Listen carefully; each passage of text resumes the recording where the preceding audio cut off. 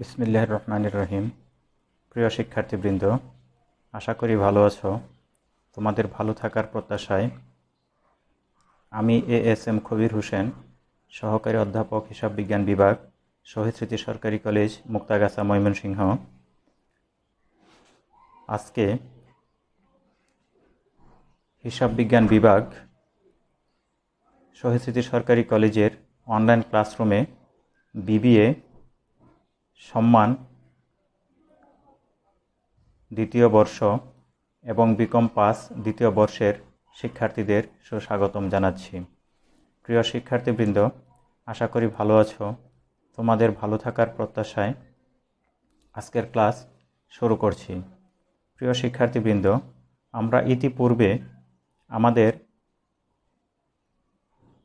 Preparation of cash flow statement এই অধ্যায় থেকে সি পার্টের উপযোগী অর্থাৎ 10 নম্বরের উপযোগী প্রশ্ন নিয়ে এবং গাণিতিক প্রশ্ন নিয়ে এবং তার সমাধান নিয়ে আলোচনা করেছি। আজকে আমরা সেরকম একটি সি পার্ট বা 10 নম্বরের উপযোগী প্রশ্ন নিয়ে আলোচনা করতে চাই।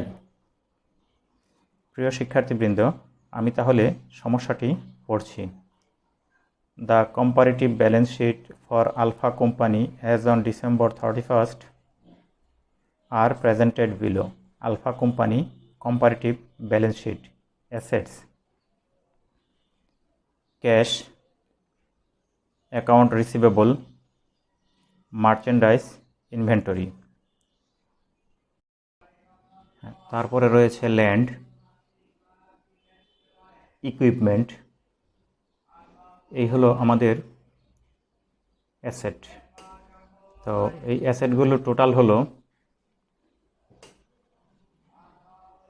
2010 সালে 65,000 টাকা এবং 2011 সালে 81,000 টাকা। এরপর একটু আসতে চাই liabilities and share holders equity. এতে রয়েছে অ্যাকাউন্টস পেয়েবল 16,000 2010 সালে এবং 11 সালে হলো 10,000 টাকা, অর্থাৎ অ্যাকাউন্টস পেয়েবল কমে গেছে।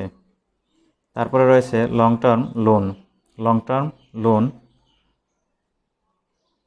18,000 14,000, এটিও 2010 সালে ছিল 18,000 এবং 11 সালে হলো 14,000, এখানেও 4,000 টাকা কমে গেছে। অ্যাকুমুলেটেড ডেপ্রিসিয়েশন ইকুইপমেন্ট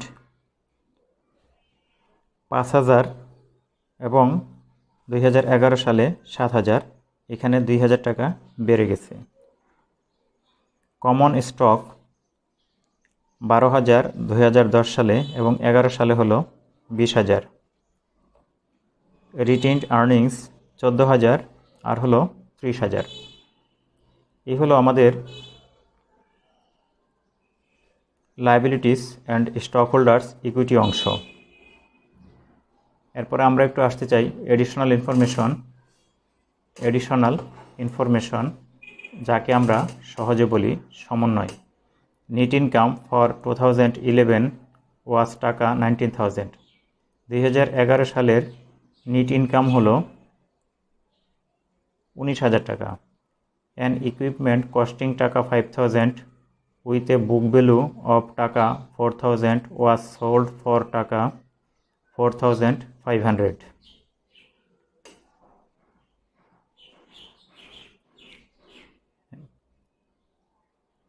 অর্থাৎ একটি সরঞ্জাম বা ইকুইপমেন্ট যার ক্রয় মূল্য ছিল 5,000 টাকা, এর পুস্তক মূল্য হলো 4,000 টাকা এবং বিক্রি হয়েছে 4,500 টাকা। প্রিয় শিক্ষার্থীবৃন্দ, এই সমন্বয়টা আমরা একটু ভালো করে বুঝতে চাই। আমাদের ব্যালেন্স শিটে ইকুইপমেন্ট দেয়া আছে 40,000 টাকা 2010 সালে এবং 11 সালে হলো 46,000 টাকা। এই 2010 সালের 40,000 টাকা 2011 সালে হলো 46,000 টাকা, অর্থাৎ এখানে কিছু ইকুইপমেন্ট পারচেজ হয়েছে বা ক্রয় হয়েছে। আবার এখানে বলে দিছে 5,000 টাকা ক্রয় মূল্য যে ইকুইপমেন্টের, সেটির পুস্তক মূল্য ছিল 4,000 টাকা এবং বিক্রি হয়েছে 4,500 টাকায়। এখন এই ইকুইপমেন্ট বিক্রি থেকে আমাদের লাভ হলো না ক্ষতি হলো সেটি নির্ণয় করার জন্য আমরা এটিকে বুক ভ্যালু বা পুস্তক মূল্যের সাথে তুলনা করব। তাহলে পুস্তক মূল্য 4,000 টাকা আর এটি বিক্রি হয়েছে 4,500 টাকায়। তাহলে এইখানে 500 টাকা লাভ হয়েছে বিক্রয় থেকে। এখানে 5,000 টাকার ইকুইপমেন্ট বিক্রি হয়েছে। 5,000 টাকার ইকুইপমেন্ট বিক্রি হয়েছে, এটি হলো, এই 5,000 টাকা হলো কস্ট প্রাইস। এই কস্ট প্রাইস আমাদের ব্যালেন্স শিটে যে মূল্যটি দেওয়া আছে সেই মূল্য। যেহেতু 5,000 টাকার ইকুইপমেন্ট বিক্রি হয়েছে সেহেতু আমাদের 5,000 টাকার ইকুইপমেন্ট কমে গেছে। 5,000 টাকার ইকুইপমেন্ট কমে গেছে। তাহলে আমরা যদি এই financial statement comparative financial position বা ব্যালেন্স শিটের দিকে তাকাই, তাহলে আমাদের 10 সালে ছিল 40,000 টাকার ইকুইপমেন্ট। যেহেতু এখান থেকে 11 সালে গিয়ে 5,000 টাকার বিক্রি হয়েছে, তাহলে আমাদের ইকুইপমেন্ট হওয়ার কথা 35,000 টাকার। ইকুইপমেন্ট হওয়ার কথা 35,000 টাকার, যেহেতু আমাদের 40,000 টাকার ইকুইপমেন্ট 10 সালে ছিল। 11 সালে গিয়ে এইখান থেকে আমরা 5,000 টাকার ইকুইপমেন্ট বিক্রি করে দিয়েছি। তাহলে আমাদের 5,000 টাকার ইকুইপমেন্ট বিক্রির ফলে ইকুইপমেন্ট কমে যাবে, কমে গিয়ে এটি 35,000 টাকা হওয়ার কথা ছিল, কিন্তু আমরা দেখতে পাচ্ছি 46,000 টাকা। তাহলে 35,000 টাকা যেখানে হওয়ার কথা ছিল সেখানে হচ্ছে 46,000 টাকা, 11,000 টাকা বেড়ে গেছে। তাহলে এই 11,000 টাকার ইকুইপমেন্ট আমাদের ক্রয় হয়েছে। প্রিয় শিক্ষার্থীবৃন্দ, আমরা 11,000 টাকার ইকুইপমেন্ট পারচেজ করেছি। এটি আমাদের প্রশ্নে সরাসরি বলা নেই, এইভাবে আমাদেরকে হিসাব করে বের করে নিতে হবে। ল্যান্ড ওয়াজ পারচেজড ফর টাকা 3,500। আমরা ল্যান্ড দেখতে পাচ্ছি 2010 সালে 5,000 টাকার এবং 11 সালে হলো 8,500 টাকার। তাহলে 3,500 টাকার ক্রয় হয়েছে, এটি এখান থেকে স্পষ্টই বোঝা যাচ্ছে। তারপরে ক্যাশ ডিভিডেন্ড অফ টাকা 3,000 ওয়ার পেড। 3,000 টাকার নগদ লভ্যাংশ প্রদত্ত হয়েছে।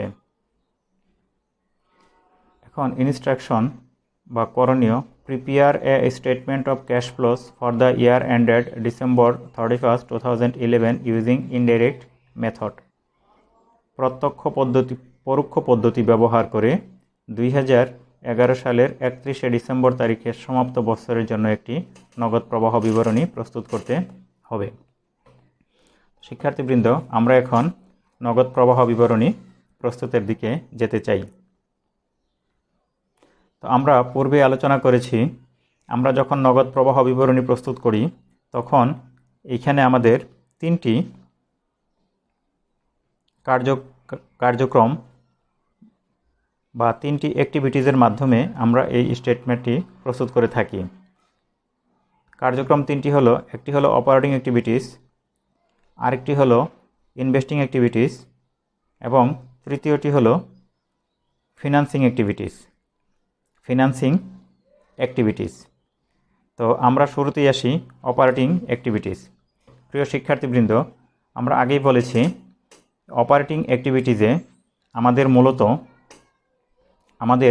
মূলত ইনকাম স্টেটমেন্টের আইটেমগুলো আসবে এবং ব্যালেন্স শিটের কারেন্ট অ্যাসেট এবং কারেন্ট লায়াবিলিটিস এই অংশটুকু আসবে। এইখানে যেহেতু আমাদের ইনকাম স্টেটমেন্ট সরাসরি দেয়া নেই, কিন্তু ইনকাম স্টেটমেন্ট করে আমরা যে নিট ইনকাম বা নিট প্রফিট পেতাম সেটি এখানে দেওয়া আছে। তো যেহেতু নিট ইনকাম দেওয়া আছে, আমরা সেই নিট ইনকাম নিয়েই এই সমস্যাটির সমাধান শুরু করব। তাহলে আমাদের নিট ইনকাম ছিল 19,000 টাকা। তা আমরা দেখতে পাচ্ছি সলিউশনে cash flows from operating activities net income 19,000 টাকা। Adjustment to reconcile net income to net cash provided by operating activities. Adjustment to reconcile net income, আমরা নেট ইনকামটাকে সংশোধন করব to net cash provided by operating activities. Operating অ্যাক্টিভিটিসের মাধ্যমে যে net cash সরবরাহকৃত হয়েছে বা প্রদত্ত হয়েছে সেটি নির্ণয় করার জন্য আমরা নেট ইনকামকে সমন্বয় করব। তো শুরুতেই আসা যাক ডেপ্রিসিয়েশন এক্সপেন্স। অবচয় আমরা কিভাবে পাব? সেটি হলো, আমরা দেখতে পাচ্ছি অ্যাকুমুলেটেড ডেপ্রিসিয়েশন 2010 সালে হলো 5,000 টাকা এবং 11 সালে হলো 7,000 টাকা, 2,000 টাকা বৃদ্ধি পেয়েছে। আমরা জানি 2 বছরের যে অ্যাকুমুলেটেড ডেপ্রিসিয়েশনের পার্থক্য সেটি হয় সাধারণত ডেপ্রিসিয়েশন, অর্থাৎ 10 সাল এবং 11 সালের অবচয়ের পার্থক্য হলো 2,000 টাকা। অবচয়ের পার্থক্য হলো 2,000 টাকা।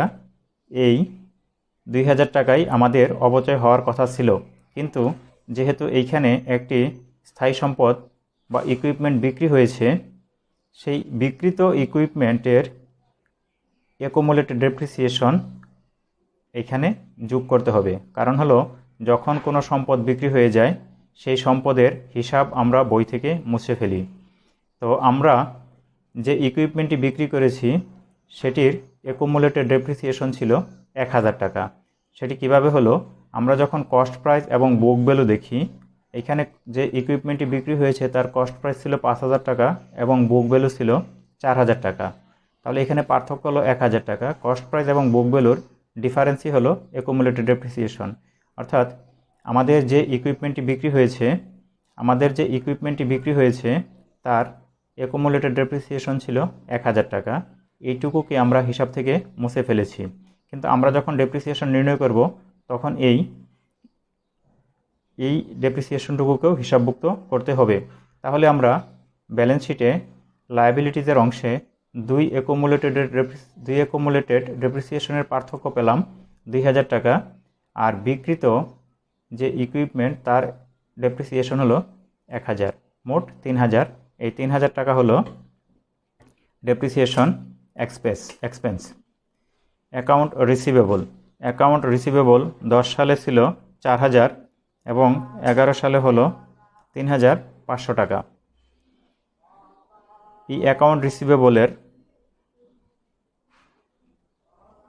হ্রাস হয়েছে, অর্থাৎ 500 টাকা অ্যাকাউন্ট রিসিভেবল কমেছে।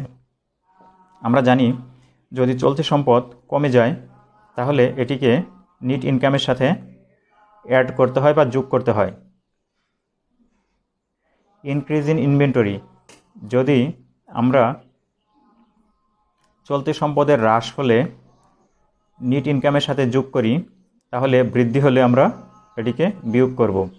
ইনভেন্টরি ইনক্রিজ হয়েছে 5,000 টাকা, এটিকে আমরা বিয়োগ করে দেখাবো।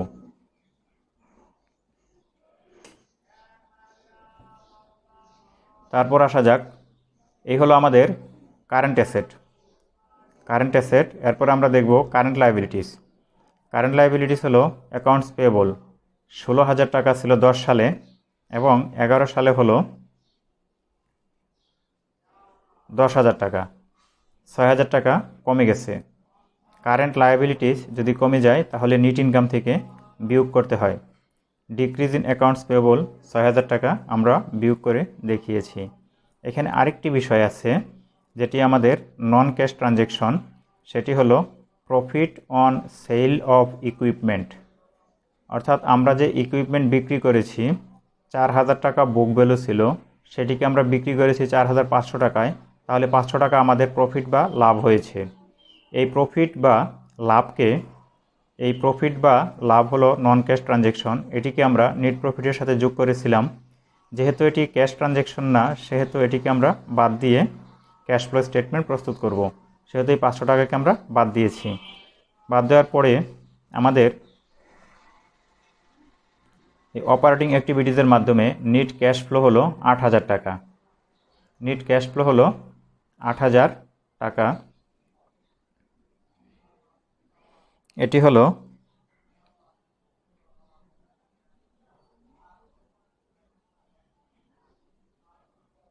হলো আমাদের মাইনাস ফিগার, অর্থাৎ এই অপারেটিং অ্যাক্টিভিটিসের মাধ্যমে আমাদের ক্যাশ আসেনি, বরং ক্যাশ চলে গেছে 8,000 টাকা। তাহলে আমাদের লাভ ছিল 19,000 টাকা। 19,000 টাকা থেকে আমরা যদি 8,000 টাকা বিয়োগ করি তাহলে আমাদের হবে 11,000 টাকা। এই 11,000 টাকা আমাদের অপারেটিং অ্যাক্টিভিটিসের মাধ্যমে নিট ক্যাশ ফ্লো হয়েছে, অর্থাৎ আন্তঃপ্রবাহ হয়েছে। এরপর আমরা একটু আসতে চাই ইনভেস্টিং অ্যাক্টিভিটিসে। ইনভেস্টিং অ্যাক্টিভিটিসে আমাদের ইকুইপমেন্ট সোল্ড বা বিক্রি করে টাকা এসেছে 4,500। ইকুইপমেন্ট পারচেস করে আমাদের টাকা চলে গেছে 11,000।